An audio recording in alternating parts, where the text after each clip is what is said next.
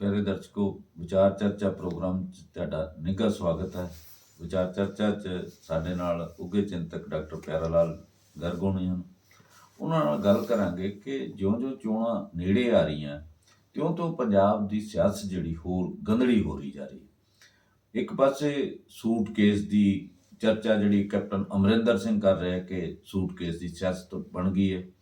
ਦੂਜੇ ਪਾਸੇ ਦਲ ਬਦਲੀ ਹੋ ਰਹੀ ਹੈ। ਦਲ ਬਦਲੀ ਮਤਲਬ ਇੱਕ ਦਲ ਨਾਲ ਨਹੀਂ ਸੰਬੰਧਿਤ, ਸਾਰੇ ਦਲਾਂ ਨਾਲ ਹੀ ਲਗਭਗ ਸੰਬੰਧਿਤ ਹੋ ਗਈ ਹੈ। ਆਇਆ ਰਾਮ ਗਿਆ ਰਾਮ ਦੀ ਸਿਆਸਤ ਬੜੀ ਤੇਜ਼ੀ ਨਾਲ ਚੱਲ ਰਹੀ ਹੈ। ਇਸ ਕਰਕੇ ਸਾਰਾ ਜਿਹੜਾ ਚੋਣ ਦਾ ਦ੍ਰਿਸ਼ ਹੈ ਉਹ ਧੁੰਦਲਾ ਹੋ ਗਿਆ, ਮਤਲਬ ਭੰਬਲ ਭੂਸੇ ਵਰਗੀ ਵਾਲੀ ਸਿਆਸਤ ਹੋ ਗਈ। ਲੋਕਾਂ ਨੂੰ ਇਹ ਨਹੀਂ ਲੱਗ ਰਿਹਾ ਕਿ ਉਹ ਕਿਸ ਨੂੰ ਚੁਣਨ। ਇਹ ਮਤਲਬ ਅਜੀਬ ਵਰਤਾਰਾ ਜਿਹੜਾ ਇਸ ਵਾਰੀ ਦੀ ਸਿਆਸਤ ਦੇ ਵਿੱਚ ਹੈਗਾ, ਇਸ ਵਾਰੀ ਦੀਆਂ ਚੋਣਾਂ ਦੇ ਵਿੱਚ ਹੈਗਾ। ਤੇ ਅਸੀਂ ਡਾਕਟਰ ਸਾਹਿਬ ਤੋਂ ਜਾਣਨਾ ਚਾਹਾਂਗੇ ਕਿ ਜਿਹੜੀ ਕੈਪਟਨ ਅਮਰਿੰਦਰ ਸਿੰਘ ਨੇ ਦੋਸ਼ ਲਾਇਆ ਚੰਨੀ ਸਰਕਾਰ ਤੇ ਮੁੱਖ ਮੰਤਰੀ ਚਰਨਜੀਤ ਸਿੰਘ ਚੰਨੀ ਹੋਣਾ ਦੇ ਉੱਪਰ ਵੀ ਉਹ ਸੂਟਕੇਸ ਦੀ ਸਿਆਸਤ ਕਰ ਰਿਹਾ ਹੈ। ਤੁਸੀਂ ਇਸ ਸਿਆਸਤ ਬਾਰੇ ਕੀ ਕਹਿਣਾ ਚਾਹੁੰਦੇ ਹੋ ਡਾਕਟਰ ਸਾਹਿਬ? ਤੁਹਾਡਾ ਕੀ ਵਿਚਾਰ ਹੈ? ਕਿਉਂਕਿ ਸੂਟਕੇਸ ਦੀ ਸਿਆਸਤ ਬਹੁਤ ਪਹਿਲਾਂ ਸ਼ੁਰੂ ਹੋਈ ਸੀ ਦੇਸ਼ ਦੇ ਵਿੱਚ, ਤੇ ਜਿਹੜੇ ਮਰਹੂਮ ਪ੍ਰਧਾਨ ਮੰਤਰੀ ਨੇ ਨਰਸਿਮਹਾ ਰਾਓ ਦਾ ਨਾਂ ਉਸ ਸਿਆਸਤ ਨਾਲ ਜੁੜਦਾ, ਭਾਵੇਂ ਕਿ ਉਸ ਤੋਂ ਪਹਿਲਾਂ ਹਰਸ਼ਦ ਮਹਿਤਾ ਦਾ ਜਿਹੜਾ ਮਾਮਲਾ ਸੀਗਾ ਉਹਦੇ ਨਾਲ ਵੀ ਸੂਟਕੇਸ ਦੀ ਸਿਆਸਤ ਜੁੜੀ ਸੀ। ਫਿਰ ਸੂਟਕੇਸ ਤਾਂ ਮੇਰਾ ਖਿਆਲ ਸਾਡੀ ਸਿਆਸਤ ਦੇ ਵਿੱਚ ਹੁਣ ਚੱਲ ਹੀ ਰਿਹਾ। ਤੇ ਜਿਹੜਾ ਕੈਪਟਨ ਅਮਰਿੰਦਰ ਸਿੰਘ ਨੇ ਖਾਸ ਤੌਰ ਤੇ ਇਹਨੂੰ ਉਭਾਰਨ ਦਾ ਯਤਨ ਕੀਤਾ ਕਿ ਉਹਨਾਂ ਦੀ ਜਿਹੜੀ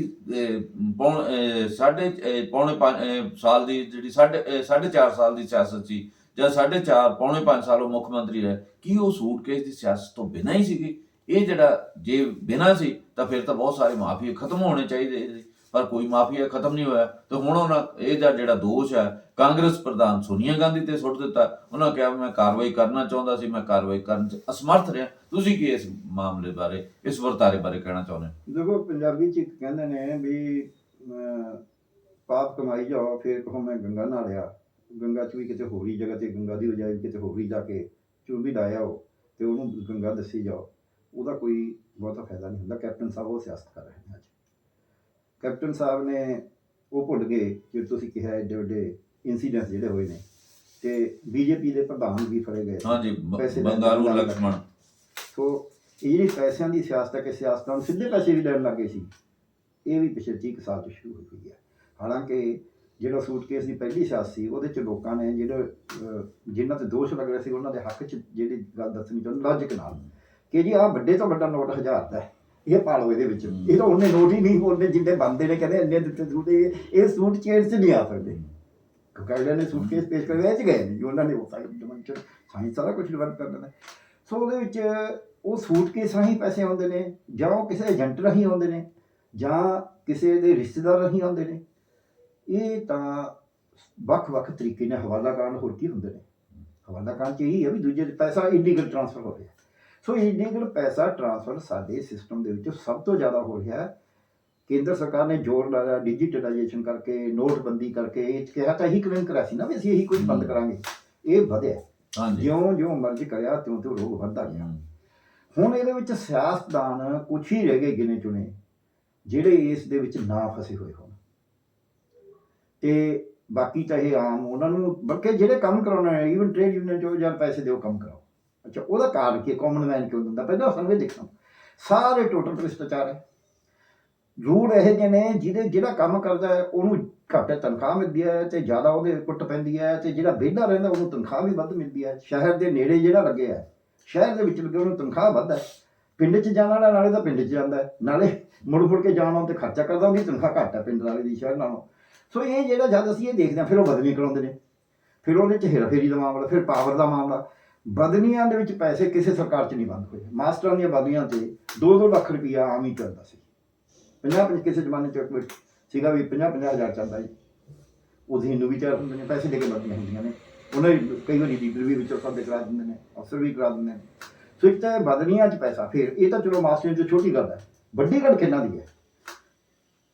SSP ਲੱਗਣਾ ਹੈ, DC ਲੱਗਣਾ ਹੈ, SHO ਲੱਗਣਾ ਹੈ, DSP ਲੱਗਣਾ ਹੈ, ਉਦੋਂ ਤਹਿਸੀਲਦਾਰ ਲੱਗਣਾ ਹੈ, ਨਾਇਬ ਤਹਿਸੀਲਦਾਰ ਲੱਗਣਾ ਹੈ, ਡਿਸਟ੍ਰਿਕਟ ਰੈਵਨਿਊ ਅਫਸਰ ਲੱਗਣਾ ਹੈ। ਇਹ ਸਾਰੇ 2 ਮਹਿਕਮੇ ਤਾਂ ਭ੍ਰਿਸ਼ਟਾਚਾਰ ਦਾ ਕੋਈ ਅੰਤ ਹੀ ਨਹੀਂ ਨਾ। ਹਾਂਜੀ, ਇਹਨੂੰ ਤੀਜਾ ਮਹਿਕਮਾ ਸੀ ਐਕਸਾਈਜ਼ ਐਂਡ ਟੈਕਸੇਸ਼ਨ ਹੋਈ ਹੈ। ਹਾਂ, ਮੈਂ ਹੁਣ ਇਹਨੂੰ ਤੀਜਾ ਮਹਿਕਮਾ ਉਹ ਆ ਗਿਆ, ਐਕਸਾਈਜ਼ ਐਂਡ ਟੈਕਸੇਸ਼ਨ, ਅਤੇ ਨਾਲ ਹੈਲਥ। ਤੇ ਇੰਡਸਟਰੀ, ਇਹਦੇ 'ਚ ਵੀ ਕੋਈ ਅੰਤ ਨਹੀਂ ਹੈ। ਇਦੋਂ ਇੱਕ ਮਹਿਕਮਾ ਗਾ ਜਿਹੜੇ ਆ ਫੂਡਾ ਕ੍ਰੀਏਟ ਕਰਦੇ, ਇਹਨਾਂ 'ਚ ਕੋਈ ਅੰਤ ਨਹੀਂ, ਨਕਸ਼ੇ ਪਾਸ ਕਰਾਉਣ ਦੇ, ਜੇ ਉਹ ਟਾਊਨ ਪਲਾਨ, ਹਰ ਪਾਸੇ ਤੁਸੀਂ ਕਿਤੇ ਜਾਓ ਉੱਥੇ ਤੁਹਾਡਾ ਲੀਗਲ ਕੰਮ ਹੋਣਾ ਹੀ ਨਹੀਂ। ਉੱਥੇ ਪੈਸਿਆਂ ਨਾਲ ਕੰਮ ਕਰਦੇ ਨੇ, ਇਸੇ ਕਰਕੇ ਜਿਹੜੇ ਸ਼ਰੀਫ ਆਦਮੀ ਨੇ ਉਹ ਸਫਰ ਕਰਦੇ ਨੇ। ਉਹਨਾਂ ਦਾ ਕਦੇ ਕੋਈ ਰਜਿਸਟਰੀ ਨਹੀਂ ਹੋਏਗੀ, ਕਦੇ ਕੋਈ ਉਹਨਾਂ ਨੂੰ ਈਵਨ ਬੱਸ 'ਚ ਉਹਨੂੰ ਗਾਲਾਂ ਕੱਢੀਆਂ ਜਾਂਦੀਆਂ ਨੇ, ਉਤਾਰ ਦਿੰਦੇ ਨੇ ਬੱਸ 'ਚ। ਹੋਰ ਤਾਂ ਛੱਡੋ, ਤੁਸੀਂ ਛੋਟੇ ਤੋਂ ਥੱਲੇ ਤੱਕ ਕਰਪਸ਼ਨ ਹੈ, ਇਹਨਾਂ ਕੋਈ ਸੁਣਵਾਈ ਨਹੀਂ। ਤੁਸੀਂ 100 ਸ਼ਿਕਾਇਤ ਕਰ ਲਓ, ਤੁਸੀਂ ਮਿਲ ਲਓ, ਤੁਸੀਂ ਲਿਖ ਲਓ, ਕੋਈ ਨਹੀਂ। ਇਹ ਕੈਪਟਨ ਸਾਹਿਬ ਦੀ ਸਰਕਾਰ 'ਚ ਜਿਹੜੀ ਆ ਪਿਛਲੀ 4.5 ਸਾਲ ਦੀ ਸਰਕਾਰ ਹੈ, ਪਹਿਲੀ ਸਰਕਾਰ 'ਚ ਫਿਰ ਮਾੜਾ ਮੋਟਾ ਕੰਮ ਹੁੰਦਾ ਸੀ, ਉਹ ਜਮਾ ਹੀ ਬੰਦ ਹੋਇਆ ਸੀ। ਇਹ ਕਹਿੰਦੇ ਜੀ ਅਸੀਂ ਇੱਕ ਲਾਤਾ ਅਫਸਰ ਸੁਰੇਸ਼ ਕੁਮਾਰ, ਉਹ ਰਿਟਾਇਰੀ ਸੀ, ਉਹ ਬੌਸ ਬਣਿਆ ਹੋਇਆ ਸੀ। ਉਹਨੇ ਵੀ ਹੁਣ ਬਿਆਨ ਦਿੱਤਾ ਕੈਪਟਨ ਸਾਹਿਬ ਦੇ ਹੱਕ 'ਚ ਕਿ ਜੀ ਕੈਪਟਨ ਸਾਹਿਬ ਤਾਂ ਦਖਲਅੰਦਾਜ਼ੀ ਨਹੀਂ ਕਰਦੇ ਸੀ, ਮੰਤਰੀਆਂ ਨੂੰ ਖੁੱਲ੍ਹ ਸੀ। ਤੂੰ ਭਾਈ ਘਰੇ ਬੈਠ ਗਿਆ ਸੀ, ਜਾ ਕੇ 2-3 ਵਾਰੀ ਰੁੱਸ ਕੇ ਫਿਰ ਆਇਆ ਕਾਹਦੇ ਵਾਸਤੇ? ਤੇ ਕੀ ਕਰਨਾ? ਤੂੰ ਕਹਿੰਦਾ ਨਹੀਂ ਜੀ ਇੱਥੇ ਚੋਰੀ ਠੱਗੀ ਹੈਗੀ ਹੈ ਤੇ ਮੰਤਰੀ ਜੋ ਮਰਜ਼ੀ ਕਰੀ ਜਾਂਦੇ ਨੇ, ਮੈਂ ਨਹੀਂ ਆਉਣਾ। ਇਹਦਾ ਮਤਲਬ ਤੂੰ ਉਹਨਾਂ ਨਾਲ ਸਾਂਝ ਪਾਈ, ਕੋਈ ਤਾਂ ਸਾਂਝ ਹੋਊਗੀ ਨਾ। ਸੁਰੇਸ਼ ਕੁਮਾਰ ਜੀ ਕੀ, ਜੇ ਹੋਰ ਕੋਈ ਨਹੀਂ ਤਾਂ ਘੱਟੋ ਘੱਟ ਤਨਖਾਹ ਦੀ ਸਾਂਝ ਹੋਊਗੀ, ਚੱਲ ਜਾ ਰਿਹਾ ਸ਼ੂ ਜੀ ਕਰ ਰਿਹਾ, ਪਾਵਰ ਇੰਜੋਏ ਕਰ ਰਹੇ, ਇਹ ਵੀ ਤਾਂ ਸਾਂਝ ਹੀ ਹੁੰਦੀ ਹੈ। ਸੋ ਇਸ ਕਰਕੇ ਇਹ ਸਾਰੇ ਜਿਹੜੇ ਨੇ ਆਪਦਾ ਦਿਨ ਭੁੱਲ ਜਾਂਦੇ ਨੇ, ਦੂਜਿਆਂ ਤੇ ਕਰਦੇ ਨੇ ਤਕੜਾਈਆਂ, ਜਦ ਕਿ ਇਹ ਇੱਕ ਦੂਜੇ ਨੂੰ ਮਿਹਣਾ ਮਾਉਣੀ ਹੋਣ ਤੱਕ ਹੀ ਹੈ ਸੁਟਕੇਸ ਦੀ ਸਿਆਸਤ। ਇਹ ਤੋਂ ਘੱਟ ਕੋਈ ਵੀ ਨਹੀਂ, ਦੁੱਧ ਧੋਤਾ ਇਹਨਾਂ 'ਚੋਂ ਕੋਈ ਨਹੀਂ ਹੈ। ਕੁਝ ਵਿਅਕਤੀਆਂ ਨੂੰ ਛੱਡ ਕੇ ਇੱਕ ਤਾਂ ਇਹ ਹੈ, ਜਿਹੜੀ ਮਰਜ਼ੀ ਪਾਰਟੀ ਲੜੋ, ਜਿਹੜੇ ਮਰਜ਼ੀ ਬੰਦੇ ਲੜੋ। ਅਜੇ ਆਪ ਵਾਲਿਆਂ ਤੇ ਇਹ ਜਿਹੇ ਦੋਸ਼ ਨਹੀਂ ਲੱਗੇ ਕਦੇ, ਐਵੇਂ ਕਹਿੰਦਾ ਮੈਂ, ਪਰ ਬਾਕੀਆਂ ਤੇ ਪਰ ਉਹਨਾਂ ਨੂੰ ਤਾਂ ਰਾਜ ਕਰਨ ਦਾ ਮੌਕਾ ਨਹੀਂ ਨਾ ਮਿਲਿਆ। ਮੌਕਾ ਨਹੀਂ ਮਿਲਿਆ, ਪਰ ਫਿਰ ਵੀ ਬਥੇਰਾ ਕੁਛ ਕਰ ਦਿੰਦੇ ਆ। ਮੌਕਾ ਨਾ ਮਿਲ ਜਾਏ ਐਸੀ ਗੱਲ ਨਹੀਂ, ਮੌਕਾ ਬਥੇਰਾ ਨਹੀਂ ਮਿਲਿਆ, ਸਾਰੇ ਬੰਦੇ ਮਿਨਿਸਟਰ ਨਹੀਂ ਬਣਦੇ। ਸੋ ਉਹਦੇ ਵਿੱਚ ਕੀ ਹੈ, ਜੋ ਮੇਰੀ ਸਮਝ ਹੈ ਉਹ ਇਹ ਹੈ ਕਿ ਅੱਜ ਪੰਜਾਬ ਦੇ ਵਿੱਚ ਭ੍ਰਿਸ਼ਟਾਚਾਰ, ਆਪ ਵਾਲੇ ਸਫਲ ਵੀ ਤਾਂ ਹੀ ਹੋ ਰਹੇ ਨੇ। ਕਹਿੰਦੇ ਅਸੀਂ ਭ੍ਰਿਸ਼ਟਾਚਾਰ ਤੇ ਨੱਥ ਪਾਵਾਂਗੇ, ਕਿਉਂਕਿ ਲੋਕਾਂ ਨੂੰ ਨਹੀਂ ਐਡੀ ਵੱਡੀ ਗੱਲ ਹੋ ਰਹੀ। ਜੇ ਉਹਨਾਂ ਨੂੰ ਰੇਤਾ ਬਜਰੀ ਮਿਲੀ ਜਾਵੇ ਨਾ, ਉਹ ਮਾਫੀਆ ਤੋਂ ਉਹਦਾ ਧਿਆਨ ਨਹੀਂ ਉਹਨਾਂ ਦਾ ਜਾ ਰਿਹਾ। ਕਰਜ਼ਾ ਕਿੰਨਾ ਚੜ੍ਹੀ ਜਾਂਦਾ ਕਾਮਨ ਮੈਨ ਨੂੰ ਨਹੀਂ ਪਤਾ ਲੱਗਦਾ। ਉਹ ਕਹਿੰਦਾ ਮੈਨੂੰ ਜਾ ਕੇ ਮੇਰੀ ਬੇਇੱਜ਼ਤੀ ਨਾ ਕਰਨ, ਮੇਰਾ ਪੈਸੇ ਲੈ ਕੇ ਕੰਮ ਕਰਦੇ ਨੇ, ਪੈਸੇ ਤੋਂ ਬਿਨਾਂ ਕੰਮ ਕਰਦੇ ਨੇ ਕਾਨੂੰਨੀ, ਉੱਥੇ ਮੈਨੂੰ ਬਦੀਨ ਨਾ ਕਰਨ। ਦੋ ਗੱਲਾਂ ਪੰਜਾਬ ਦੀ ਅੱਜ ਅਣਖ ਨੂੰ ਮਾਰਤੀਆਂ ਇਹਨਾਂ ਨੇ। ਪੈਸੇ ਵੀ ਲੈਂਦੇ ਨੇ, ਬਦੀਨ ਵੀ ਕਰਦੇ ਨੇ, ਬੇਇੱਜ਼ਤੀ ਵੀ ਕਰਦੇ ਨੇ। ਦਫ਼ਤਰਾਂ ਦੇ ਵਿੱਚ ਤੁਸੀਂ ਕਿੱਥੇ ਜਾ ਰਹੇ ਹੋ, ਤੁਹਾਨੂੰ ਬੰਦਾ ਨਹੀਂ ਸਮਝਿਆ ਜਾਂਦਾ। ਇਹ ਜਿਹੜੀ ਵੱਡੀ ਇਹ ਅਣਖ ਜੋ ਮਾਰਿਆ ਜਾ ਰਿਹਾ ਹੈ, ਇਹੀ ਅਣਖ ਮਰੀ ਹੋਣ ਕਰਕੇ 30 ਸਾਲ ਜਿਹਨਾਂ ਨੇ ਮਾਰਿਆ ਕੈਪਟਨ ਸਾਹਿਬ ਵਿੱਚ ਸ਼ਾਮਲ ਨੇ। ਕੈਪਟਨ ਸਾਹਿਬ ਕੋਈ ਨਵੀਂ ਗੱਲ ਨਹੀਂ ਹੈ। ਇਹਨਾਂ ਨੇ ਉਹ ਅਣਖ ਮਾਰਨ ਦਾ ਕੀ ਕਰਿਆ, ਛਿੜਪਾ ਮਾਰ ਕੇ ਜਿੱਦੋਂ ਫਾਇਦਾ ਵੱਧਦਾ ਉੱਧਰ ਚਲੇ ਜਾਓ। ਫਿਰ ਕਾਮਨ ਮੈਨ ਕਿਉਂ ਨਹੀਂ ਜਾਊਗਾ ਵੀ? ਜੇ ਅਮਰਿੰਦਰ ਸਿੰਘ ਕਾਂਗਰਸ ਨੂੰ ਦਬਾ ਦੇ ਕੇ ਬਣ ਸਕਦਾ ਹੈ ਤੇ ਫਿਰ ਬੀਜੇਪੀ 'ਚ ਜਾ ਸਕਦਾ ਇਸ ਲੈਵਲ ਤੱਕ, ਫਿਰ ਬਾਕੀ ਕਿਉਂ ਨਹੀਂ ਜਾਣਗੇ? ਇਸੇ ਤਰ੍ਹਾਂ ਜੇ ਅਕਾਲੀ ਦਲ 'ਚੋਂ ਬੰਦੇ ਜਾ ਸਕਦੇ ਨੇ, ਜੇ ਕਾਂਗਰਸ 'ਚ ਬੰਦੇ ਆ ਸਕਦੇ ਨੇ, ਜਾਂ ਬੀਜੇਪੀ 'ਚ ਜਾ ਸਕਦੇ ਨੇ, ਕੁਝ ਵੀ ਕਰਿਆ ਜਾ ਸਕਦਾ। ਸੋ ਇਹਨਾਂ ਨੇ, ਸਿਆਸਤਦਾਨਾਂ ਨੇ, ਸਿਆਸਤ ਦੇ ਵਿੱਚ ਜਿਹੜੀ ਨੈਤਿਕਤਾ ਸੀ ਉਹ ਵੀ ਤੋੜਤੀ। ਸਿਆਸਤ ਦੇ ਵਿੱਚ ਜਿਹੜੇ ਮਾਪਦੰਡ ਸੀ ਕੰਮ ਕਰਨ ਦੇ, ਪ੍ਰਸ਼ਾਸਨਿਕ ਮਾਪਦੰਡ ਜਿਹਨੂੰ ਕਹਿੰਦੇ ਕੈਬਨਿਟ ਦੇ ਬਤੌਰ ਕੈਬਨਿਟ, ਉਹ ਤਾਂ ਤੋੜੇ ਸੀਗੇ। ਉਸ ਤੋਂ ਬਾਅਦ ਜਿਹੜੀ ਸਿਆਸੀ ਨੈਤਿਕਤਾ ਇੱਕ ਹੋਰ ਹੁੰਦੀ ਹੈ ਵੀ ਪਾਰਟੀ ਨਾਲ ਸਿੰਸੀਅਰ, ਆਈਡੀਓਲੋਜੀ ਨਾਲ ਸਿੰਸੀਅਰ, ਪਰ ਪੈਸੇ ਵੀ ਖਾ ਜਾਂਦੇ ਨੇ, ਉਹ ਵੀ ਤੋੜਤੀ ਇਹਨਾਂ ਨੇ।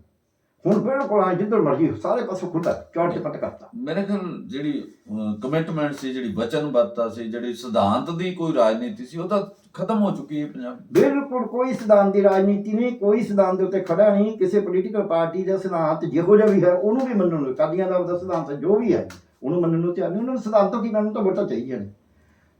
ਕਾਂਗਰਸੀਆਂ ਦਾ ਜੋ ਮਰਜ਼ੀ ਸਿਧਾਂਤ ਹੋਵੇ, ਬੀਜੇਪੀ ਦਾ ਜੋ ਮਰਜ਼ੀ ਸਿਧਾਂਤ ਹੋਵੇ, ਸਿਧਾਂਤ ਨੂੰ ਕੌਣ ਪੁੱਛੇਗਾ? ਜਿਹੜੀਆਂ ਪਾਰਟੀਆਂ ਖੁਦ ਪੁੱਛਣੋਂ ਲੈਫਟ ਵਾਲੇ, ਜਿਹੜੀਆਂ ਪਾਰਟੀਆਂ ਆਪਦੇ ਸਿਧਾਂਤ ਨੂੰ ਆਪ ਹੀ ਪੁੱਛਣੋਂ ਹਟ ਗਈਆਂ, ਉਹਨਾਂ ਦੇ ਬੰਦੇ ਕਿਵੇਂ ਪੁੱਛਣਗੇ ਬਈ? ਬਿਲਕੁਲ ਆਟੋਕ੍ਰੇਟ ਬਣ ਗਈਆਂ। ਸਾਡੇ ਸਿਸਟਮ ਦੇ ਵਿੱਚ ਡੈਮੋਕ੍ਰੇਸੀ ਨੂੰ ਅਸੀਂ ਕਰ ਕੀ ਦਿੱਤਾ ਵੀ ਵੋਟ ਤੁਸੀਂ ਜੀ ਵਿਪ ਨਾਲ ਜਾਰੀ ਹੋ ਗਈ, ਫਿਰ ਐਮਐਲਏ ਦੀ ਤਾਂ ਕੋਈ ਵੈਲਿਊ ਨਾ ਰਹੀ। ਆਉਂ ਵਿਪ ਨਹੀਂ ਜਾਰੀ, ਕੈਪਟਨ ਸਾਹਿਬ ਦਾ ਦਿਨ ਭੁੱਲ ਗਏ ਜਿੱਦੇ ਗੁਰੂ ਤੇਗ ਬਹਾਦਰ ਜੀ ਦੇ ਦਿਨ ਦੇ ਉੱਤੇ ਵਿਪ ਜਾਰੀ ਕਰੀ ਸੀ। ਗੁਰੂ ਤੇਗ ਬਹਾਦਰ ਜੀ ਨੇ ਤਾਂ ਸੀਸ ਇਸ ਵਾਸਤੇ ਦਿੱਤਾ ਕਿ ਪੰਡਤਾਂ ਨੂੰ ਪੰਡਿਤ ਰਹਿਣ ਦਾ ਹੱਕ ਹੈ। ਇਹ ਕਹਿੰਦੇ ਤੁਹਾਨੂੰ ਆਉਣਾ ਪਊਗਾ, ਏਜੰਡਾ ਇੱਕੋ ਹੀ ਹੈ। ਇਹ ਤਾਂ ਕੀ ਹੈ ਫਿਰ? ਇਹਦਾ ਮਤਲਬ ਅਸੀਂ ਤਾਂ ਬਿਲਕੁਲ ਹੀ ਗੁਰੂ ਸਾਹਿਬ ਦੇ ਆਸ਼ੇ ਦੇ ਉਲਟ ਚੱਲ ਰਿਹਾ ਨਾ। ਸੋ ਇਹ ਆਪਦੇ ਦਿਨ ਜਾਂਦੇ ਨੇ ਭੁੱਲ। ਉਹਦਾ ਨੁਕਸਾਨ ਕੀ ਹੋਇਆ? ਉਹਦਾ ਨੁਕਸਾਨ ਇਹ ਹੋਇਆ ਵੀ ਹੁਣ ਸਪੀਕਰਾਂ ਹੱਥ ਪਾਵਰ ਚਲੀ ਗਈ, ਬੰਦਾ ਛੱਡ ਦਿੰਦਾ ਪਾਰਟੀ, ਚੋਣਾਂ ਵੀ ਲੜ ਜਾਂਦਾ। ਜੇ ਸਪੀਕਰ ਨੂੰ ਲੱਗੇ ਵੀ ਜਿਹੜੀ ਪਾਰਟੀ ਰਾਜ ਕਰਦੀ ਉਹਦੇ ਹੱਕ 'ਚ ਗੱਲ, ਉਹ ਫੈਸਲਾ ਹੀ ਨਹੀਂ ਕਰਦਾ। ਜਾਂ ਉਹਨੂੰ ਲੱਗੇ ਵੀ ਉਹਦੇ ਹੱਕ 'ਚ ਆ ਜੇ ਇਹਨੂੰ ਰੱਦ ਕਰਨਾ, ਇਹਦੀ ਮੈਂਬਰਸ਼ਿਪ ਨੂੰ, ਫਿਰ ਉਹ ਫੈਸਲਾ ਫਟਾਫਟ ਕਰ ਦਿੰਦਾ। ਉਹੀ ਕਲਮ ਬੜੀ ਤੇਜ਼ੀ ਨਾਲ ਚੱਲ ਜਾਂਦੀ ਹੈ, ਉਹੀ ਕਲਮ ਬਹੁਤ ਟਾਈਮ ਲਾਉਂਦੀ ਹੈ। ਬੰਦਾ ਉਹੀ ਹੈ, ਉਹੀ ਇਸ਼ੂ ਨੇ। ਸੋ ਇਸ ਕਰਕੇ ਆਪਣੇ ਸਾਹਮਣੇ 10 ਬੰਦੇ ਟੁੱਟ ਗਏ ਸੀ ਆਪ ਵਾਲੇ। ਚੋਣਾਂ ਵੀ ਵੱਖਰੀਆਂ ਲੜੀਆਂ, ਚੋਣਾਂ ਲੜਨੀਆਂ ਸੀ ਵੱਖਰੀਆਂ, ਇਹਦੇ ਬਾਵਜੂਦ ਉਹਨਾਂ ਨੂੰ ਕਹਿੰਦਾ ਸੀ ਸੋ ਇਸ ਕਰਕੇ ਆਪਾਂ ਇਹ ਸਮਝੀਏ ਵੀ ਸਿਆਸਤ 'ਚ ਗੰਧਲਾਪਨ ਲੋਕਾਂ ਨੇ ਨਹੀਂ ਪੈਦਾ ਕਰਿਆ। ਦੋਸ਼ ਲਾਇਆ ਜਾ ਰਿਹਾ ਵੀ ਲੋਕ ਵੀ ਜੀ ਲੋਕ ਨੇ ਤਾਂ ਵੋਟ ਪਾਉਣੀ ਹੈ, ਕਿੱਥੇ ਜਾਣਾ ਉਹ। ਸਿਆਸਤ 'ਚ ਗੰਧਲਾਪਨ ਪੈਦਾ ਕਰਿਆ ਜਦ ਕਾਬੇ 'ਚ ਕੁਫਰ ਨਿਕਲਣ ਲੱਗ ਗਿਆ, ਜਦ ਇਹ ਸਿਆਸਤਦਾਨ ਪੈਸਾ, ਰੋਬ, ਠੱਗੀ, ਚੋਰੀ ਇਸ 'ਚ ਲੱਗੇ ਲੋਕਾਂ ਦੇ ਮਸਲਿਆਂ ਦੇ ਉੱਤੇ। ਜਿਹੜੇ ਸਿਆਸਤਦਾਨ ਕੰਮ ਕਰਦੇ, ਮੈਂ ਸਿਆਸਤਦਾਨ ਦੇਖੇ ਨੇ ਜਿਹੜੇ ਮਾੜੀ ਜਿਹੀ ਗੱਲ ਦੇ ਉੱਤੇ ਵੀ ਬੜਾ ਸਤਰਕ ਹੁੰਦੇ ਸੀ ਵੀ ਨਾ ਇਹ ਨਹੀਂ ਹੁੰਦੇ ਨਾ, ਇਹ ਮਾੜੀ ਗੱਲ ਹੈ। ਹੁਣ ਉਹਨਾਂ ਨੇ ਤਾਂ ਨਹੀਂ। ਇੱਕ ਵਾਰੀ ਕਿਸੇ ਨੇ ਕਿਹਾ ਬਿਊਰੋਕ੍ਰੇਸੀ ਕਿੱਥੇ ਪਹੁੰਚ ਗਈ, ਇੱਕ ਮੀਟਿੰਗ 'ਚ, ਆਫੀਸ਼ੀਅਲ ਮੀਟਿੰਗ 'ਚ ਬੈਠੇ ਗੱਲ ਐਵੇਂ ਜਿਵੇਂ ਹੁੰਦਾ ਨਾ ਚੱਲ ਪਈ। ਤੇ ਮੈਂ ਕਿਹਾ ਉਹਨੇ ਤਾਂ 10 ਕਰੋੜ रुपया ले लिया। एक यंग जाइए उससे कहना सर छोड़ो 10 करोड़ का क्या है, आजकल तो 200 करोड़ की बात करो। ਹੁਣ ਇਹ ਐਡੀ ਵੱਡੀਆਂ ਗੱਲਾਂ ਆਮ ਬੰਦੇ ਕਰਨ ਲੱਗ ਜਾਂਦੇ ਨੇ ਹੈ, ਤੇ ਤੁਹਾਨੂੰ ਕਹਿਣਾ ਨਹੀਂ, ਤੁਹਾਨੂੰ ਐਂ ਨਹੀਂ ਲੱਗਦਾ ਵੀ ਡਾਕਟਰ ਮਰੀਜ਼ ਵਾਸਤੇ ਪੈਸੇ ਲੈਂਦੇ ਮਾਰੇ ਨੇ, ਤੁਹਾਨੂੰ ਅੱਗ ਨਹੀਂ ਲੱਗਦੀ ਇਸ ਗੱਲ ਤੇ ਹੈ। ਆ ਮਾਸਟਰ ਇਹਨੇ ਕਿਸੇ ਕੁੜੀ ਵੱਲ ਮਾੜੀ ਨਜ਼ਰ ਨਾਲ ਦੇਖ ਲਿਆ, ਸਾਧ ਸੰਤ ਆ ਡਾਕਟਰ ਇਹਨੇ ਮਰੀਜ਼ ਨਾਲ ਕੋਈ ਅਸ਼ਲੀਲ ਹਰਕਤ ਕਰ ਲਈ, ਤੁਹਾਨੂੰ ਜੇ ਅੱਗ ਨਹੀਂ ਲੱਗਦੀ ਉਹਦੇ 'ਚ ਤਾਂ ਤੁਸੀਂ ਇਨਸਾਨੀਅਤ ਤੋਂ ਥੱਲੇ ਆ ਗਏ। ਤੁਸੀਂ ਉਹ 'ਚ ਕੁਝ ਕਰ ਸਕੋ ਜਾਂ ਨਾ ਕਰ ਸਕੋ ਵੱਖਰੀ ਗੱਲ ਹੈ, ਪਰ ਤੁਹਾਡਾ ਮਨ ਹਿੱਲ ਜਾਣਾ ਚਾਹੀਦਾ ਵੀ ਯਾਰ ਆਹ ਇੰਨਾ ਮਾੜਾ ਹਾਲ ਹੋ ਗਿਆ, ਇੱਥੇ ਪਹੁੰਚ ਗਿਆ ਸੀ, ਐਡੀ ਵੱਡੀ ਗਿਰਾਵਟ ਹੋ ਗਈ। ਸੋ ਸਿਆਸਤ ਦੇ ਵਿੱਚ ਟੋਟਲ ਗਿਰਾਵਟ ਹੋ ਗਈ ਹੈ, ਤੁਸੀਂ ਸਹੀ ਕਿਹਾ। ਪੂਰੇ ਪੂਰਾ ਹੁਣ ਇਹ ਤਲਾਬ ਦਾ ਤਲਾਬ ਹੀ ਗੰਦਾ ਹੈ। ਤੇ ਇਹਦੇ ਜਿਹੜੀਆਂ ਮੱਛਲੀਆਂ ਰਹਿੰਦੀਆਂ ਨੇ ਲੋਕ ਵਿਚਾਰੇ ਜਿਨ੍ਹਾਂ ਨੂੰ ਕੁੰਡੀ ਪਾਉਂਦੇ ਨੇ ਇਹ ਸਿਆਸਤਦਾਨ ਆ ਕੇ, ਇਹ ਜਿਹੜੀਆਂ ਮੱਛਲੀਆਂ ਨੇ ਉਹਨਾਂ ਨੂੰ ਤਾਂ ਹੁਣ ਪਲੀਤ ਪਾਣੀ, ਪਲੀਤ ਵਾਤਾਵਰਨ, ਪਲੀਤ ਸਿਆਸਤ, ਪਲੀਤ ਪ੍ਰਸ਼ਾਸਨ, ਪਲੀਤ ਸਿੱਖਿਆ, ਪਲੀਤ ਸਿਹਤ, ਪਲੀਤ ਖੇਤੀ, ਸਭ ਕੁਝ ਪਲੀਤ ਹੁੰਦਾ। ਜ਼ਿੰਮੇਵਾਰ ਉਹ ਸਿਆਸਤਦਾਨ ਨੇ, ਦੋਸ਼ ਲੋਕਾਂ ਨੂੰ ਦੇ ਰਹੇ ਨੇ। ਇਹ ਇੱਥੇ ਗੱਲ ਹੈ। ਇਹ ਉਹੋ ਜਿਹੇ ਡਾਕਟਰ ਨੇ ਜਿਹੜਾ ਡਾਕਟਰ ਆਪ ਸਰਜਰੀ ਕਰਦਾ ਨਹੀਂ ਠੀਕ, ਪੈਸੇ ਦੇ ਜੇ ਲਾਲਚ 'ਚ ਮਰੀਜ਼ ਨੂੰ ਲੇਟ ਕਰਦਾ, ਪਿੱਛੋਂ ਕਹਿੰਦਾ ਤੁਸੀਂ ਲੇਟ ਆਏ ਸੀ, ਥੋੜ੍ਹੀ ਤਾਂ ਬਿਮਾਰੀ ਬੜੀ ਵਧੀ ਹੋਈ ਸੀ, ਮੈਂ ਇਹਦੇ 'ਚ ਕੀ ਕਰਾਂ, ਮੈਂ ਤਾਂ ਬੜਾ ਜ਼ੋਰ ਲਾਇਆ। ਸਾਡੇ ਸਰਜਨਾਂ 'ਚ ਨਾ ਇੱਕ ਲਾਈਨ ਹੁੰਦੀ, ਕੋਈ ਮਰੀਜ਼ ਦਾ ਆਪਰੇਸ਼ਨ ਕਰਨਾ ਜਾਂਦਾ ਨਾ ਕਾਨਫਰੰਸ 'ਚ ਕਹਿਣਾ ਵੀ ਮੈਂ ਇੰਨੇ ਆਪਰੇਸ਼ਨ ਕਰਤੇ, ਫਿਰ ਕਹਿਣਾ ਆਹ ਪੇਸ਼ੈਂਟ ਇੱਦਾਂ ਸੀ, ਉਹਦੀ ਕਹਾਣੀ ਦੱਸ ਕੇ ਨਾ ਜੇ ਆਪਰੇਸ਼ਨ ਵਾਸ ਸਕਸੈਸਫੁਲ ਹਾਊਐਵਰ ਦੀ ਪੇਸ਼ੈਂਟ ਡਾਈਡ। ਮੈਨੂੰ ਬੜਾ ਬੁਰਾ ਲੱਗਿਆ ਕਰੇ ਉਹ ਭਾਈ, ਤੁਸੀਂ ਆਪਰੇਸ਼ਨ ਮਰੀਜ਼ ਨੂੰ ਬਚਾਉਣ ਵਾਸਤੇ ਕਰਦੇ ਹੋ ਕਿ ਮਾਰਨ ਵਾਸਤੇ? ਤੁਸੀਂ ਕਹੋ ਵੀ ਅਸੀਂ ਜ਼ੋਰ ਪੂਰਾ ਲਾਇਆ ਸੀ ਪਰ ਬਚਾ ਨਹੀਂ ਸਕੇ। ਤੁਸੀਂ ਕਹਿੰਦੇ ਮੇਰਾ ਆਪਰੇਸ਼ਨ ਸਫਲ ਸੀ, ਸਫਲ ਦੱਸੋ ਕਿਵੇਂ ਹੈ? ਸਫਲ ਤਾਂ ਹੀ ਹੁੰਦਾ ਨਾ ਜੋ ਠੀਕ ਹੁੰਦਾ, ਬੰਦੇ ਦੀ ਜਾਨ ਨਹੀਂ ਬਚੀ। ਹਾਂ, ਤੂੰ ਕਹਿੰਦੇ ਮੇਰਾ ਆਪਰੇਸ਼ਨ ਸਫਲ ਸੀ, ਵੀ ਇਦੋਂ ਵੱਡਾ ਕੋਈ ਝੂਠ ਹੋ ਸਕਦਾ?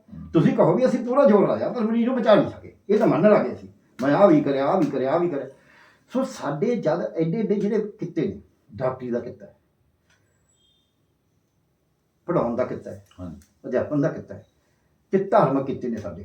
ਇਹ ਤਿੰਨ ਕਿੱਤੇ ਨੈਤਿਕਤਾ ਦੇ ਹੁੰਦੇ ਸੀ ਲੋਕਾਂ 'ਚ, ਇਹ ਤਿੰਨਾਂ ਦੀ ਨੈਤਿਕਤਾ ਖਤਮ ਹੋ ਗਈ। ਉਹਨਾਂ ਦੀ ਨੈਤਿਕਤਾ ਖਤਮ ਹੋ ਗਈ, ਉਹਨੂੰ ਵੀ ਖਤਮ ਕਰਨ 'ਚ ਸਿਆਸਤਦਾਨ ਦਾ ਰੋਲ ਹੈ, ਕਿਉਂਕਿ ਸਿਆਸਤਦਾਨ ਧਾਰਮਿਕ ਸੂਚੀਆਂ ਕੋਲ ਵੋਟਾਂ ਲੈ ਜਾਂਦੇ ਨੇ। ਸਿਆਸਤਦਾਨ ਪੈਸੇ ਇਸ ਤਰੀਕੇ ਨਾਲ ਵੰਡਦੇ ਨੇ, ਬਦਲੀਆਂ, ਹੋਰ 100 ਤਰ੍ਹਾਂ ਦੇ ਕੰਮ, ਜਿਹੜੀਆਂ ਦਵਾਈਆਂ ਦਾ, ਹੋਰ ਹਸਪਤਾਲਾਂ ਦਾ, ਸਕੂਲਾਂ ਦਾ, ਉਹਦੇ ਵਿੱਚ ਉਹ ਕੋਈ ਰੈਗੂਲੇਸ਼ਨ ਨਹੀਂ ਕਰਦੇ ਪ੍ਰੋਪਰ, ਜਿਹੜਾ ਲੋਕਾਂ ਦੇ ਹਿੱਤ 'ਚ ਹੋਵੇ। ਇਸ ਕਰਕੇ ਤਿੰਨੇ ਪ੍ਰੋਫੈਸ਼ਨ ਜਿਹੜੇ ਨੇ ਹੁਣ ਉਹ ਮੇਰੇ ਹਿਸਾਬ ਨਾਲ ਜਿਨ੍ਹਾਂ ਨੇ ਸਮਾਜ ਨੂੰ ਉੱਚਾ ਚੁੱਕਣਾ ਸੀ, ਤਿੰਨਾਂ 'ਚੋਂ 4 ਹੋ ਗਏ, ਇੱਕ ਸਿਆਸਤਦਾਨ ਹੋ ਗਏ। ਬਾਕੀ ਪ੍ਰਸ਼ਾਸਨ ਨੂੰ ਤਾਂ ਸਿੱਧਾ ਮਿੰਟਾਂ 'ਚ ਕਰਿਆ ਜਾ ਸਕਦਾ ਹੁੰਦਾ, ਪ੍ਰਸ਼ਾਸਨ ਸਿੱਧਾ ਕਰਨਾ ਕੋਈ ਔਖਾ ਨਹੀਂ। ਇਹ ਤਿੰਨ ਪ੍ਰੋਫੈਸ਼ਨ ਜਿਹੜੇ ਨੇ, ਸੇਵਾ ਵਾਲੇ, ਸਿੱਖਿਆ, ਸਿਹਤ ਤੇ ਆ ਜਿਹੜੇ ਸਾਧ ਸੰਤ ਮਹਾਤਮਾ ਨੇ, ਤੇ ਇੱਕ ਉੱਤੇ ਇਹਨਾਂ ਦੇ ਸਭ ਦੇ ਕੁੰਡਾ ਸਿਆਸਤ ਦਾ। ਅਸੀਂ ਕਹਿੰਦੇ ਹਾਂ ਧਰਮ ਦਾ ਕੁੰਡਾ ਹੋਣਾ ਚਾਹੀਦਾ ਸਿਆਸਤ ਤੇ, ਕਈ ਇਹ ਕਹਿੰਦੇ ਨੇ, ਕਈ ਕਹਿੰਦੇ ਨੇ ਸਿਆਸਤ ਦਾ ਕੁੰਡਾ ਹੋਣਾ ਚਾਹੀਦਾ ਧਰਮ ਤੇ। ਅਸਲ 'ਚ ਦੋਨੇ ਕੁੰਡਿਆਂ ਦਾ ਮਤਲਬ ਨਹੀਂ ਕੋਈ। ਮਤਲਬ ਕੀ ਹੈ? ਧਰਮ ਕੋਈ ਪੂਜਾ ਪਾਠ ਨਹੀਂ ਹੈ, ਧਰਮ ਤਿਲਕ ਲਗਾਉਣਾ ਨਹੀਂ ਹੈ। ਕੋਈ ਕਹੇ ਮੈਂ ਹਨੂੰਮਾਨ ਦਾ ਭਗਤ ਹਾਂ, ਕੋਈ ਕਹੇ ਮੈਂ ਰਾਮ ਦਾ ਭਗਤ ਹਾਂ, ਕੋਈ ਕਹੇ ਮੈਂ ਸਿੱਖ ਹਾਂ, ਕੋਈ ਕਹੇ ਇਹ ਧਰਮ ਨਹੀਂ ਹੈ, ਕੋਈ ਮੈਂ ਫਲਾਣੇ ਗੁਰਦੁਆਰੇ 'ਚ ਪਾਠ ਇੱਦਾਂ ਕਰੂੰ, ਦੂਜਾ ਇੱਦਾਂ ਕਰੂੰ, ਇਹ ਕੋਈ ਧਰਮ ਨਹੀਂ ਹੈ। ਧਰਮ ਹੈਗਾ ਇਨਸਾਨੀਅਤ। ਹਰ ਧਰਮ ਦੇ ਵਿੱਚ ਕੋਈ ਇਨਸਾਨੀਅਤ ਹੈਗੀ ਹੈ।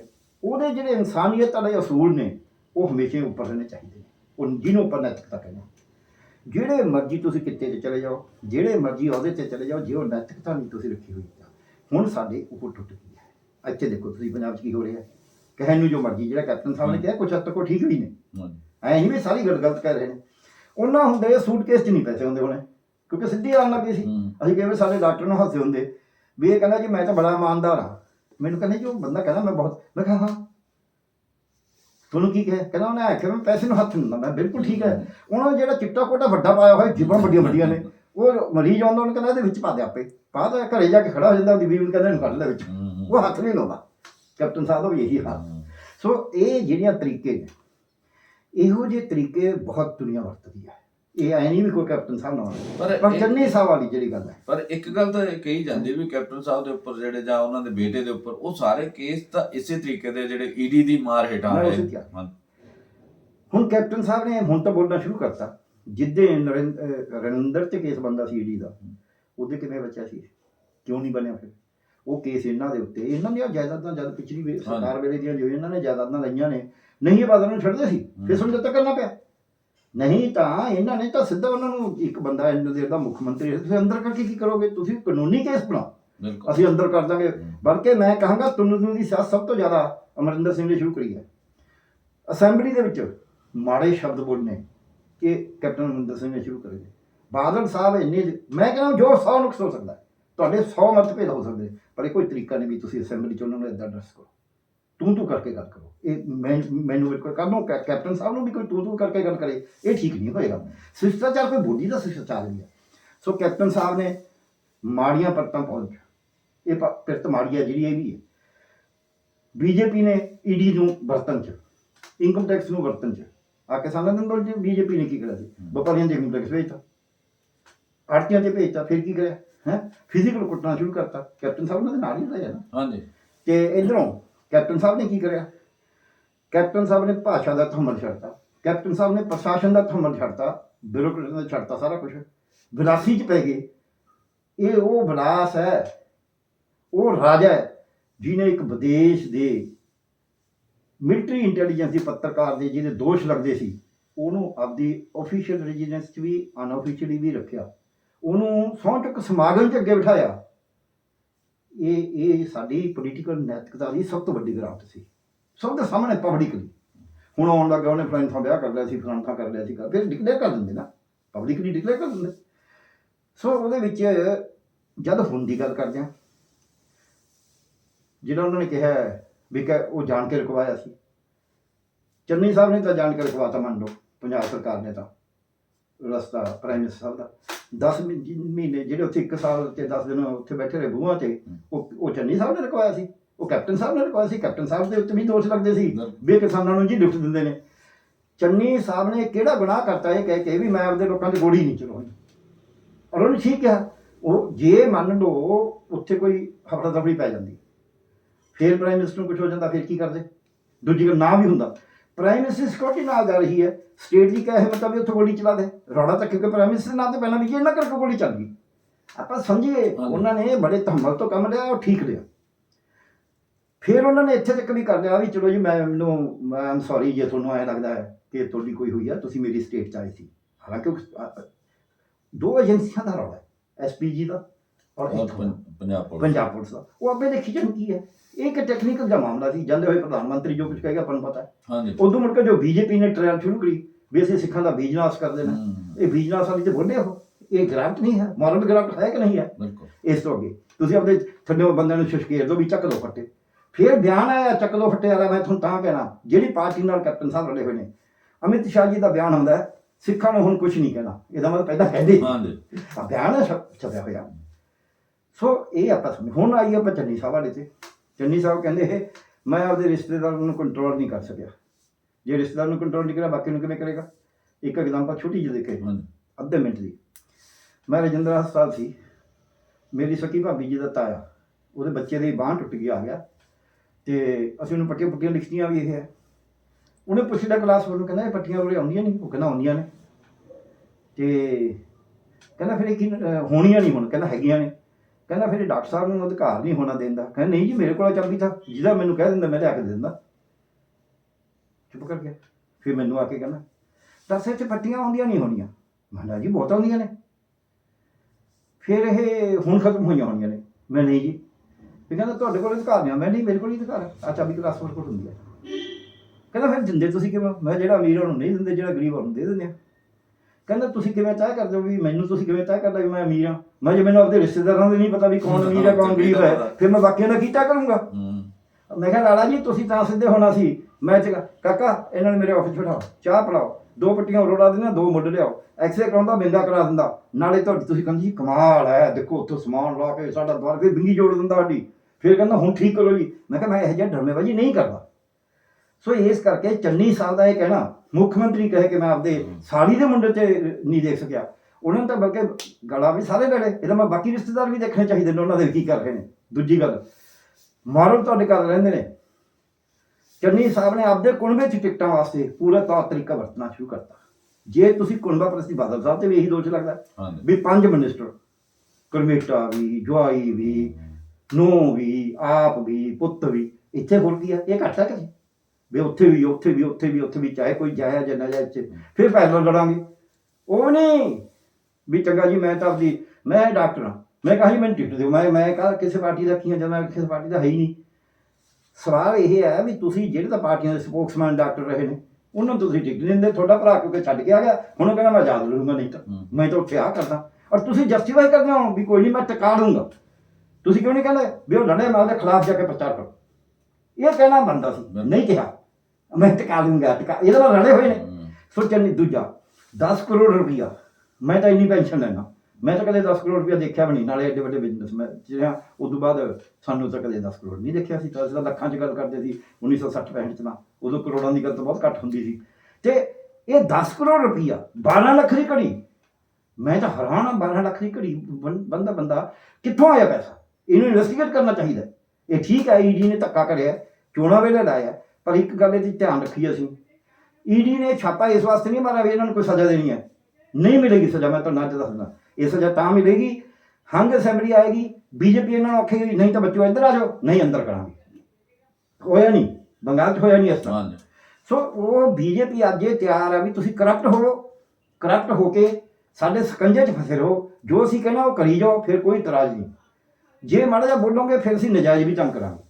ਇਹ ਚੰਨੀ ਸਾਹਿਬ ਤੇ ਛਾਪਾ ਉਸ ਗੱਲ ਦਾ ਆਉਣ ਵਾਲੇ ਸਮੇਂ ਦਾ, ਕਿਉਂਕਿ ਉਹਨਾਂ ਸਾਰਿਆਂ ਨੂੰ ਪਤਾ ਹੈ ਵੀ ਬਹੁਤੇ ਵਜ਼ੀਰ ਜਿਹੜੇ ਇਹਨਾਂ ਦੇ ਹੱਕ 'ਚ ਬੋਲਦੇ ਨੇ ਉਹ ਸਾਡੇ ਨਾਲ ਆਉਣਗੇ, ਕਿਉਂਕਿ ਸਾਰਿਆਂ ਦੀ ਸੰਗੀ ਨੱਪੀ ਜਾ ਸਕਦੀ ਹੈ। ਇਸ ਕਰਕੇ ਬੀਜੇਪੀ ਇੱਕ ਗੇਮ ਖੇਡ ਰਹੀ ਹੈ, ਉਸ ਗੇਮ 'ਚ ਸਾਹਮਣੇ ਦੱਸ ਰਹੇ ਨੇ ਇਹ ਵੀ, ਜਿਹੜਾ ਇਹ ਹੁਣ ਇਹਨਾਂ ਨੇ ਚੰਨੀ ਸਾਹਿਬ ਦੇ ਹੱਕ 'ਚ ਕਾਨਫਰੰਸ ਕਰੀਏ 2-3 ਵਜ਼ੀਰਾਂ ਨੇ, ਉਹ ਇਹੀ ਕਰੀਆ ਵੀ ਅਸੀਂ ਇਹਦੇ ਨਾਲ ਹੀ ਹਾਂ, ਚਿੰਤਾ ਨਾ ਕਰੋ, ਜੇ ਤੁਹਾਨੂੰ ਲੋੜ ਪਈ ਤੁਹਾਡੇ ਵੱਲ ਆ ਜਾਵਾਂਗੇ। ਇੰਡਸਟਰੀ ਇਹੀ ਹੈ, ਕਹਿੰਦਾ ਧੀਏ ਨਹੀਂ ਤੂੰ ਗੱਲ ਕਰ, ਨੂੰਹੇ ਨਹੀਂ ਤੂੰ ਕੰਨ ਕਰ। ਤੁਸੀਂ ਇਹ ਬਾਬਰ ਕੇ ਤੁਸੀਂ ਕੈਪਟਨ ਸਾਹਿਬ ਨੂੰ ਬਦਲਣ ਨੂੰ ਤੁਰੇ ਹੋਏ ਸੀ, ਬਦਲ ਲਿਆ, ਫਿਰ ਹੁਣ ਕੀ ਕਰਿਆ? ਇੱਕ ਕਮੈਂਟ ਸਾਫ ਵਾਲਾ ਹੋਇਆ ਦਿਖਾ ਦਿਓ, ਠੀਕ ਹੈ, ਆਹ ਦੇਤਾ ਉਹ ਕਰਜ਼ਾ ਚੜਾਈ ਗਏ, ਪੈਸੇ ਦੇਈ ਗਏ, ਉਹ ਪੈਸੇ ਤਾਂ ਬਣਨਗੇ। ਜਿਹੜਾ ਬੰਦਾ ਤੁਸੀਂ ਦੱਸੋ, ਜੇ ਨਹਿਰਾਂ 'ਚੋਂ ਪੈਸੇ ਖਾਣੇ ਨੇ, ਜੇ ਨਹਿਰ ਪੱਟੂਗਾ ਕੋਈ ਨਹਿਰ ਦੀ ਸਕੀਮ ਲਓ ਤਾਂ ਹੀ ਪੈਸੇ ਬਣਨਗੇ। ਸਾਹਿਬ ਇਹ ਸਾਰਾ ਕੁਝ ਬਹੁਤ ਗੰਦਲਾ ਹੋ ਗਿਆ, ਇਹਦੇ ਨਿਕਲਣ ਦੀ ਵੇ ਆਊਟ ਕੀ ਹੈ, ਰਸਤਾ ਕੀ ਹੈ? ਦੇਖੋ ਇਹਦੇ 'ਚ ਵੇ ਆਊਟ ਇੱਕ ਲੱਗਦਾ ਸੀ, ਉਹ ਹੁਣ ਥੋੜ੍ਹਾ ਜਿਹਾ ਉਹਨੂੰ ਠੰਡ ਲੱਗੀ ਹੈ, ਰੋਕਾ ਪੈ ਗਿਆ, ਪੈਂਦਾ ਹਮੇਸ਼ਾ ਮੂਵਮੈਂਟਸ, ਕਦੇ ਇੱਕ ਉਸ 'ਤੇ ਨਹੀਂ ਚੱਲਦਾ, ਹਨੇਰੀ ਵੀ ਚੱਲਦੀ ਹੈ, ਕਦੇ ਤੇਜ਼ ਹੁੰਦੀ ਹੈ, ਕਦੇ ਹਵਾ ਪਾਣੀ ਦਾ ਵੀ ਝਾੜ ਲਾਉਣੀ ਪੈਂਦੀ ਹੈ ਵਿੱਚ। ਇਹਦੇ ਵਿੱਚ ਹੁਣ ਇਹ ਹੈ ਕਿ ਇੱਕ ਰੈਜ਼ਿਸਟੈਂਸ ਮੂਵਮੈਂਟ ਦੀ ਲੋੜ ਹੈ। ਇਹ ਹੁਣ ਸਾਰਾ ਗੰਦਲਾ ਹੋ ਗਿਆ, ਇਹ ਗੰਦਲੇ ਹੋਏ ਨੂੰ ਪੂਰਾ ਉਲਟਾਉਣ ਦੀ ਲੋੜ ਹੈ। ਇਹਦੇ 'ਚ ਕੋਈ ਪੈਚ ਵਰਕ ਕਰਕੇ ਟਾਕੀਆਂ ਲਾ ਕੇ ਕੰਮ ਨਹੀਂ, ਇਹ ਸਾਰਾ ਫਟ ਚੁੱਕਿਆ। ਇਹਦੇ ਵਾਸਤੇ ਕੋਈ ਤਕੜਾ ਚਾਹੀਦਾ ਮੂਵਮੈਂਟ, ਇੱਕ ਅੱਧਾ ਨਹੀਂ ਹੈ। ਜਿਵੇਂ ਇੱਕ ਪੁਰਾਣ 'ਚ ਇਹਨਾਂ 'ਚ ਹੈਗੀ ਹੈ, ਪੁਰਾਣੇ ਸਾਡੇ ਆਪਣੇ ਫਲਸਫੇ 'ਚ ਕਹਾਣੀ ਵੀ ਦੇਵਤਿਆਂ ਤੇ ਦੈਂਤਾਂ ਨੇ ਰਲ ਕੇ ਸਮੁੰਦਰ ਦਾ ਮੰਥਨ। ਹਾਂਜੀ, ਇਸ ਮੰਥਨ ਦੀ ਲੋੜ ਹੈ ਕਿ ਇਹਦੇ 'ਚੋਂ ਹੀ ਚੰਗੇ ਨੇ ਮਾੜੇ ਨੇ ਸਾਰੇ ਰਲ ਕੇ ਜੇ ਪੈ ਜਾਣ, ਵੀ ਯਾਰ ਇਹਨਾਂ ਗੰਦ ਨਹੀਂ ਚੱਲੇ ਜਾਂਦਾ। ਕਈ ਵਾਰ ਜਿਹੜੇ ਨੇ ਮਾੜੇ ਕੰਮ ਵੀ ਕਰਨ ਉਹ ਵੀ ਚੰਗੇ ਕੰਮ ਕਰ ਜਾਂਦੇ ਨੇ। ਇਹ ਕੋਈ ਜ਼ਰੂਰੀ ਨਹੀਂ ਹੁੰਦਾ ਵੀ ਜੇ ਇੱਕ ਦਿਨ ਕਿਸੇ ਨੇ ਮਾੜਾ ਕਰਦਾ ਮੁੜ ਕੇ ਚੰਗਾ ਨਹੀਂ ਹੋ ਸਕਦਾ। ਹੋਏ ਨੇ ਦੁਨੀਆ ਵਿੱਚ ਕਸਾਈ, ਸਾਧਨਾ ਕਸਾਈ ਕਿਉਂ ਭਗਤ ਬਣ ਗਿਆ ਸੀ, ਸੋ ਡਾਕੂ ਵਾਲਮੀਕ ਕਿਵੇਂ ਉਹ ਬਣ ਗਿਆ ਸੀ। ਸੋ ਬਹੁਤ ਕੁਛ ਹੁੰਦਾ। ਗਰੀਬ ਬੰਦੇ ਜਿਹੜੇ ਸੇਵਾ ਕਰ ਜਾਂਦੇ ਨੇ, ਵੱਡੀ ਸੇਵਾ ਕਰ ਜਾਂਦੇ ਨੇ। ਆ ਭਗਤ ਪੂਰਨ ਸਿੰਘ ਜੀ ਮਤਲਬ ਕਿਸਮ ਦੇ ਉਹ ਸੀਗੇ। ਸੋ ਸ਼ਹੀਦ ਊਧਮ ਸਿੰਘ ਹੈ। ਸੋ ਇਸ ਕਰਕੇ ਅੱਜ ਸਾਡੇ ਸਮਾਜ ਨੂੰ ਇਹ ਦੇਖਣ ਦੀ ਲੋੜ ਹੈ, ਦੇਖੋ ਕੌਣ ਜਿਸ ਤਨ ਲੱਗੇ ਸੋ ਤਨ ਜਾਣੇ, ਅਵਰ ਕੇ ਜਾਣੇ ਫਿਰ ਪਰਾਏ। ਕਾਮਨ ਮੈਨ ਨੂੰ ਉੱਠਣਾ ਪਊ। ਕਿਸਾਨੀ ਦੇ ਰੂਪ 'ਚ ਕਾਮਨ ਮੈਨ ਉੱਠਿਆ ਸੀ ਔਰ ਉਹਨੇ ਬੂਥ ਲਵਾਤੀ ਸੀ। ਉਹਦੇ 'ਚ ਏਜੰਸੀਆਂ ਖੁਸ਼ ਨਹੀਂ ਸੀਗੀਆਂ, ਬੀਜੇਪੀ ਖੁਸ਼ ਨਹੀਂ ਸੀ, ਉਹਨੇ ਇਹਨਾਂ 'ਚ ਤੋੜ ਭੰਨ ਕਰਾਤੀ। ਹੁਣ ਤੋੜ ਭੰਨ ਦਾ ਆਪਾਂ ਦੇਖੋ ਗ੍ਰਾਫ ਦਾ ਲੈਵਾ। ਸੰਯੁਕਤ ਸਮਾਜ ਮੋਰਚੇ ਟਿਕਟਾਂ ਦਾ ਕਿੰਨਾ ਰੌਲਾ ਪਿਆ, ਕਿੰਨੇ ਇੰਡੀਪੈਂਡੈਂਟ ਖੜੇ ਹੋਣ ਨੂੰ ਤਿਆਰ ਨੇ। ਡਾਕਟਰ ਸਵਾਈਮਾਨ ਸਿੰਘ ਨੇ ਬਿਆਨ ਦਿੱਤਾ ਕਿ ਜੀ ਮੈਂ ਤਾਂ ਬੜਾ ਦੁਖੀ ਹਾਂ, ਇਹ ਗਲਤ ਕਰਿਆ।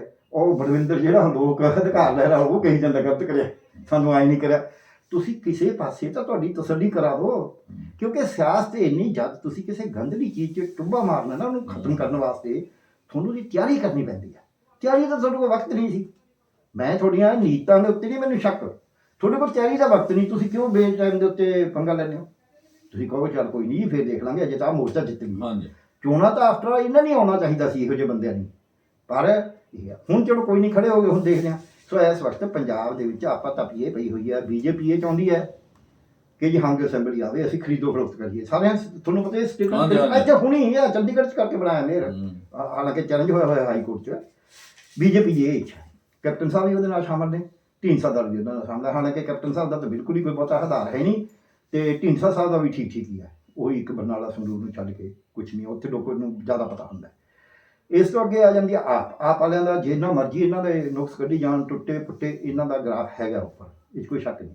ਆਪ ਤੇ ਕਾਂਗਰਸ ਮੇਨ ਟੱਕਰ 'ਚ ਨੇ, ਨਾਲ ਵੀ ਇਹ ਅਕਾਲੀ ਦਲ ਮੇਨ ਟੱਕਰ 'ਚ ਹੈ। ਬੀਜੇਪੀ 1-2 ਸੀਟਾਂ ਦੇ ਉੱਤੇ, ਜਿਵੇਂ ਪਠਾਨਕੋਟ ਦੀ ਸੀਟ ਆ, ਉਹਦੇ 'ਚ ਅਜੇ ਵੀ ਉਹ ਟੱਕਰ 'ਚ ਹੈਗੀ, ਕਿਉਂਕਿ ਉੱਥੇ ਕਾਫੀ ਇਹਨਾਂ ਦਾ ਹੈਗਾ ਸੁਜਾਨਪੁਰ ਪਠਾਨਕੋਟ, ਉਹਨੇ ਟੱਕਰ ਰਹੇਗੀ। ਠੀਕ ਹੈ, 10-10 15-15 ਹਜ਼ਾਰ ਵੋਟ 'ਤੇ ਪਹਿਲਾਂ ਹਾਰੇ ਸੀ, ਐਤਕੀ 20,000 'ਤੇ ਹਾਰ ਜਾਣਗੇ। ਸੋ ਕੋਈ ਗੱਲ ਨਹੀਂ, ਜਿੱਤ ਵੀ ਸਕਦੇ ਨੇ। ਸੋ ਬਾਕੀ ਜੇ ਆਪਾਂ ਆਖੀਏ ਹੋਰ ਕੋਈ ਬਹੁਤ ਜ਼ਿਆਦਾ ਸੰਯੁਕਤ ਕਿਸਾਨ ਮੋਰਚਾ, ਸਮਾਜ ਮੋਰਚਾ, ਉਹ ਜੇ ਆਪਦੇ ਮਸਲੇ ਜੇ ਤੈਅ ਕਰਕੇ ਫਿਰ ਉਹ ਵੀ ਕੁਛ ਨਾ ਕੁਛ ਟੱਕਰ ਜਾਏਗਾ ਉਹਦੇ ਨਾਲ। ਜਿਹੜੀ ਫਲੋਟਿੰਗ ਵੋਟ ਹੈ ਉਹ ਕਾਫੀ ਉਹਨਾਂ ਨੂੰ ਮਿਲ ਜੂ। ਕੁਛ ਕਿਸਾਨੀ ਟੋਟਲ ਵੋਟ ਹੀ 20% ਹੈ, ਉਹ 20% ਤੋਂ 21%, ਉਹਦੇ ਵਿੱਚੋਂ ਕਿੰਨੀ ਕੁ ਇਹਨਾਂ ਨੂੰ ਮਿਲਣੀ ਹੈ ਇਹ ਆਪਾਂ ਦੇਖ ਸਕਦੇ ਹਾਂ। ਜੇ ਸਾਰੀ ਵੀ ਮਿਲ ਜੇ ਤਾਂ ਵੀ 21% ਨਾਲ ਤਾਂ ਜਿੱਦਾਂ ਨਿਕਲਿਆ ਪਿਆ ਸਾਰਾ ਦਾ ਸਾਰਾ 117 ਮਿਲ ਗਿਆ, ਲੋਕ ਕਿਸਾ ਦੇ ਮੇਰੇ ਸਾਹਮਣੇ ਜਦ ਮੈਂ ਕੈਲਕੂਲੇਟ ਕਰਦਾ। ਸੋ ਇਸ ਕਰਕੇ ਆਪਾਂ ਨੂੰ ਇਹ ਗੱਲ ਸਮਝ ਲੈਣੀ ਚਾਹੀਦੀ ਹੈ ਕਿ ਅੱਜ ਪੰਜਾਬ ਦੇ ਵਿੱਚ ਇਹਨਾਂ ਚੋਣਾਂ ਤੋਂ ਉਮੀਦ ਕੋਈ ਨਹੀਂ ਰੱਖਣੀ ਚਾਹੀਦੀ, ਪਰ ਉਹ ਬਦਲਾਅ ਵੱਲ ਇਹਨਾਂ ਚੋਣਾਂ ਰਾਹੀਂ ਜਾ ਸਕਦਾ ਸੀ। ਉਹ ਕੀ ਹੈ, ਇੱਕ ਲਾਈਨਾਂ ਚ ਰੱਖੂੰਗਾ। ਇੱਕ ਤਾਂ ਇਹ ਕਿ ਆਪਦੇ ਪਿੰਡ ਦਾ ਏਕਾ ਨਹੀਂ ਤੋੜਨਾ, ਆਪਦੇ ਸ਼ਹਿਰ ਦਾ, ਆਪਦੇ ਮੁਹੱਲੇ ਦਾ, ਆਪਦਾ ਵਾਰਡ ਦਾ ਏਕਾ ਨਹੀਂ ਤੋੜਨਾ। ਜਾਤ ਪਾਤ ਧਰਮ ਦੇ ਨਾਂ 'ਤੇ, ਸਿਫਾਰਸ਼ ਦੇ ਨਾਂ 'ਤੇ, ਮੁਫਤ ਰਿਆਇਤਾਂ ਦੇ ਨਾਂ 'ਤੇ ਜੇ ਕੋਈ ਵੋਟ ਮੰਗਦਾ ਉਹਨੂੰ ਦੇਣੀ ਨਹੀਂ।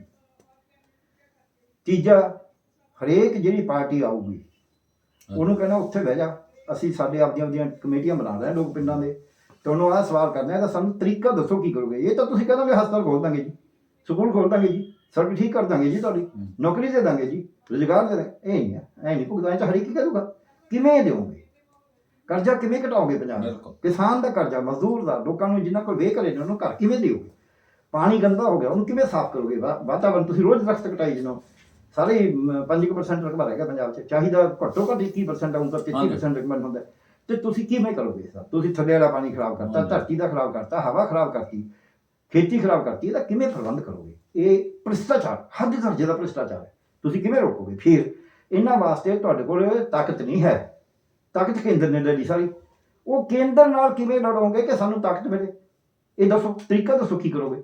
ਕੇਂਦਰ ਵੀ ਤਾਂ ਉਹਦੇ ਫਿਰ ਚੱਲ ਚੱਲੂਗਾ ਨਾ। ਸੰਵਿਧਾਨਕ ਤਾਕਤਾਂ ਲੈਣ ਵਾਸਤੇ, ਵਾਪਸ ਲੈਣ ਵਾਸਤੇ ਕੀ ਕਰੋਗੇ? ਇੱਕ ਇਸ ਤੋਂ ਅਗਲਾ ਹੈ ਕਿ ਜਦ ਵੀ ਅਸੀਂ ਰਹਿਣਾ ਹੋਵੇ ਤਾਂ ਸਾਨੂੰ ਸ਼ਾਂਤੀ ਨਾਲ ਰਹਿ ਸਕਦੇ ਹਾਂ। ਅਸੀਂ ਡੰਡਾ ਖੜਕਾ ਕੇ ਰੋਜ਼ ਹੀ ਤਲਵਾਰਾਂ ਕੱਢ ਕੇ ਰਹਿ ਨਹੀਂ ਸਕਦੇ। ਹੁਣ ਸਾਨੂੰ ਸੂਬੇ ਨਾਲ ਤਾਂ ਕਿਸਾਨੀ ਅੰਦੋਲਨ ਨੇ ਬੜਾ ਪਿਆਰ ਪਾ ਹੀ ਲਿਆ, ਉਹ ਤਾਂ ਸ਼ਾਇਦ ਨਾ ਟੁੱਟੇ ਉਹਨਾਂ ਛੇਤੀ, ਪਰ ਜਿਹੜਾ ਹੁਣ ਬਾਕੀ ਗੋਢੀ ਦੇਸ਼ਾਂ ਨਾਲ, ਕਿਉਂਕਿ ਅਸੀਂ ਬਾਰਡਰ ਸਟੇਟ ਹਾਂ, ਅਸੀਂ ਮਿਨੋਰਟੀ ਸਟੇਟ ਵੀ ਹਾਂ, ਅਸੀਂ ਬਾਰਡਰ ਸਟੇਟ ਵੀ ਹਾਂ, ਅਤੇ ਅਸੀਂ ਮਿਨੋਰਟੀ, ਰਿਲੀਜੀਅਸ ਮਿਨੋਰਟੀ ਵੀ ਹਾਂ, ਲੈਂਗੁਏਜ ਮਿਨੋਰਟੀ ਵੀ ਹਾਂ। ਲੈਂਗੁਏਜ ਮਿਨੋਰਟੀ ਤਾਂ ਸਾਰੇ ਪੰਜਾਬੀ ਨੇ, ਰਿਲੀਜੀਅਸ ਮਿਨੋਰਟੀ ਮੈਜੋਰਟੀ ਸਿੱਖ ਹੈ।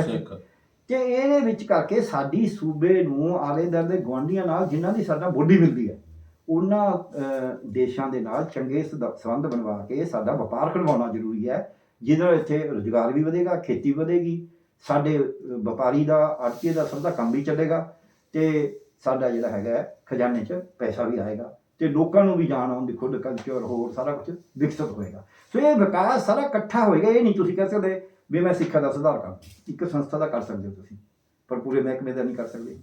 ਤੁਸੀਂ ਕਹੋ ਮੈਂ ਸਿਹਤ ਦਾ ਕਰ ਦੂੰ, ਉਹ ਇੰਡੀਪੈਂਡੈਂਟ ਨਹੀਂ ਹੋਣਾ, ਜੁੜਿਆ ਹੋਇਆ ਸਾਰਾ ਕੁਛ। ਤੁਸੀਂ ਕਹੋ ਮੈਂ ਭ੍ਰਿਸ਼ਟਾਚਾਰ ਬੰਦ ਕਰ ਦੂੰ, ਉਹ ਵੀ ਜੁੜਿਆ ਹੋਇਆ। ਆ ਫੂਡ ਸੈਂਪਲਿੰਗ 'ਚ ਪੈਸੇ ਲੈਂਦੇ ਨੇ, ਕਮਿਸ਼ਨਰ ਬਣਾਤੇ। ਕਮਿਸ਼ਨਰ ਕਿਉਂ ਬਣਾਇਆ? ਸਾਰੇ ਦਾ ਸਾਰਾ IAS ਨੇ ਆਪਦੇ ਕੋਲ ਜਿੱਥੋਂ ਪੈਸਾ ਆਉਂਦਾ ਹੈ ਉਹਨਾਂ ਨੇ ਉਹਤੇ ਕਬਜ਼ਾ ਕਰ ਲਿਆ। ਆ ਲੈਬੋਰਟਰੀ ਹੁੰਦੀ ਹੈ ਜੀ, ਫੋਰੈਂਸਿਕ ਲੈਬ, ਜਿਹਦੇ ਵਿੱਚ ਆ ਕਰਨਾ ਉਹ ਡਾਕਟਰੀ ਦਾ ਕੰਮ ਆ ਸਾਰਾ, ਵੀ ਜਿਗਰ ਹੈ, ਜ਼ਹਿਰ ਹੈ, ਕੀ ਹੈ, ਪੁਲਿਸ ਵਾਲਿਆਂ ਨੇ ਕਬਜ਼ੇ 'ਚ ਲੈ ਲਈ, ਵੀ ਇਹਦੇ ਤਾਂ ਪੈਸੇ ਬਹੁਤ ਹੈ।